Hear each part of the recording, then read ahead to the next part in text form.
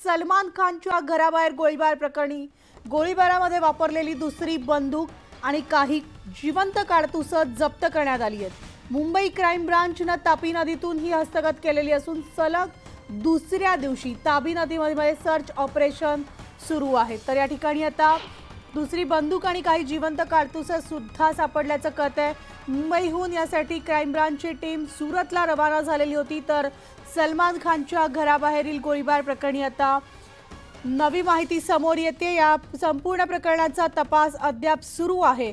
तर नदीपात्रामधून काही जिवंत काडतुसं हस्तगत करण्यात आलेली आहे। सलग दुसऱ्या दिवशी तापी नदीत सर्च ऑपरेशन सुरू असल्याची माहिती मिळते। आमचे प्रतिनिधी प्रशांत बाग आपल्या सोबत आहेत।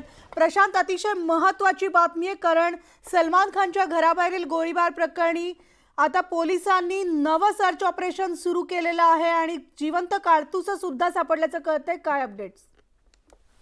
मिनाली, आपल्याला माहिती आहे की मुख्यमंत्री एकनाथ शिंदे यांनी ज्यावेळेस सलमान खानच्या घरी भेट दिली, आणखी भेट दिल्यानंतर पहिली प्रतिक्रिया दिली होती की लॉरेन्स बिश्नोई गँगचा आम्ही पाठपुरावा करू, आणखीन ती गँग फटका देऊ, तिला संपवू। याचाच जर का आपण दुसरा भाग बघितला तर ज्या पद्धतीनं मुंबई पोलीस आणि मुंबई क्राईम ब्रांच कामाला लागली आहे, मुख्यमंत्र्यांचे शब्द हे अक्षरशः शब्दशः खरे होताना दिसत आहे। कारण एखादा गुन्हा घडला, त्याच्यानंतर त्यातल्या आरोपींना पकडलं, परिस्थितीजन्य पुरावा जर का असेल, जी माहिती आपल्याला समोर येते त्यानुसार ते आरोपी कोर्टातनं सुटतात। पण जर का ठोस पुरावा मिळत नाही तोपर्यंत त्या आरोपींविरुद्ध खऱ्या अर्थानं कायद्याचा पाश आवळला जात नाही।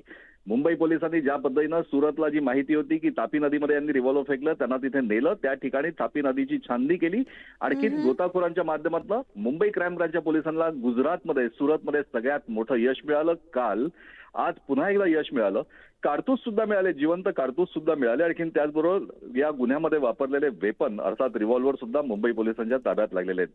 म्हणजे ज्या पद्धतीने विकी आणि सागर यांनी सलमान खानच्या घरावर गोळीबार करून सुरतकडे गेले होते आणि वापीकडे गेले होते, आणखी त्या ठिकाणी फेकलेलं वेपन हे ताब्यात आल्यानं हे खूप मोठं यश नक्कीच मानलं जातंय। या गुन्हेगारांच्या विरोधातला पाश हा अधिक घट्ट होत चाललाय।